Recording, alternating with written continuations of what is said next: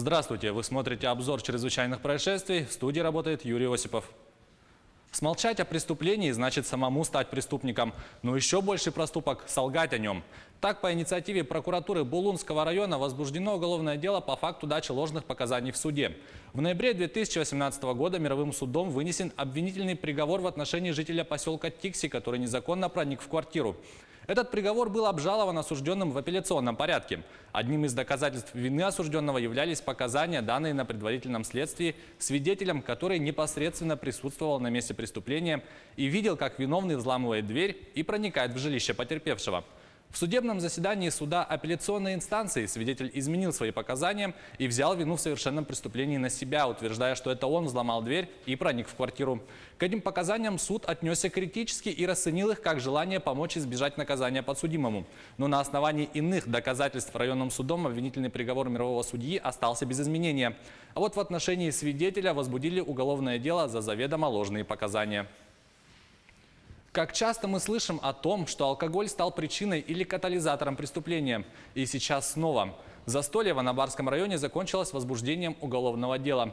В полицию поступило сообщение о том, что в одном из домов происходит скандал. На место сразу выехали сотрудники правопорядка. Уже там выяснилось, что 31-летняя безработная женщина сильно ранила своего сожителя. Также полицейские установили, что подозреваемая и потерпевшие вместе выпивали. В какой-то момент между ними возникла ссора, которая переросла в драку, в результате которой злоумышленница и нанесла сожителю тяжкий вред здоровью. Сейчас ей грозит до 8 лет лишения свободы. Социальные сети прочно вошли в нашу жизнь. Вместе с ними и мошенники перешли на новые методы обмана. В Алданском районе индивидуальный предприниматель сообщил полиции, что неизвестные похитили у него около 800 тысяч рублей. В ходе расследования полицейские установили, что к совершению преступления может быть причастна одна из сотрудниц магазина, владельцем которого является потерпевший. Тогда выяснилось, что преступление уходит корнями на несколько лет назад, когда подозреваемая познакомила потерпевшего со своей знакомой, находившейся в Якутии проездом. Мужчина и две девушки посидели в кафе, после чего новая знакомая улетела к себе в родной город.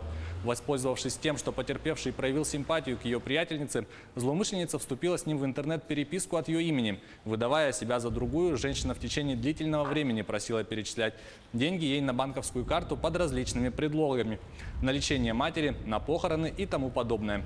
В конце концов, мужчина почувствовал неладное и нашел страницу своей возлюбленной в интернете. Он набрал ее номер и был шокирован тем, что она понятия не имеет о его чувствах и вообще-то находится замужем. В этот момент он понял, что стал жертвой мошенничества. 25-летняя подозреваемая ранее не привлекалась к уголовной ответственности, воспитывает ребенка. Женщина дала признательные показания и пояснила, что потратила похищенные деньги на личные нужды. За мошенничество ей грозит 6 лет лишения свободы. Восточное побережье США готовится принять удар урагана Дориан. Накануне шторм 5-й категории обрушился на Багамские острова. Его уже называют одним из мощнейших в истории. Подробности в репортаже Татьяны Гамозовой. Флорида готовится к прибытию урагана Дориан. Жители забивают окна фанерой, затыкают щели пластиком и укрепляют двери мешками с песком в надежде, что это уменьшит ущерб. Мы живем в пригороде. Это для гаражей и для всяких ям во дворе. У нас много где вода задерживается. Пытаемся сделать так, чтобы дом не затопило, насколько это возможно. Мы просто прибрались у себя во дворе, спрятали все, что может унести ветром. А это я вообще-то для свекрови делаю. В ее районе, бывает, заливает улицы. Накануне Дориан обрушился на Багамские острова, и, как сообщили в Национальном центре США по слежению за ураганами, уже во вторник он окажется в опасной близости от побережья Америки.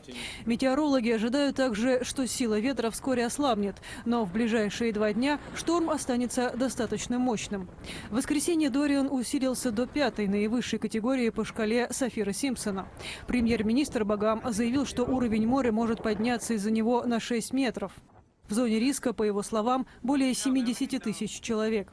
Жители островов еще до основного удара сообщали о поваленных деревьях и разрушенных волнами причалах.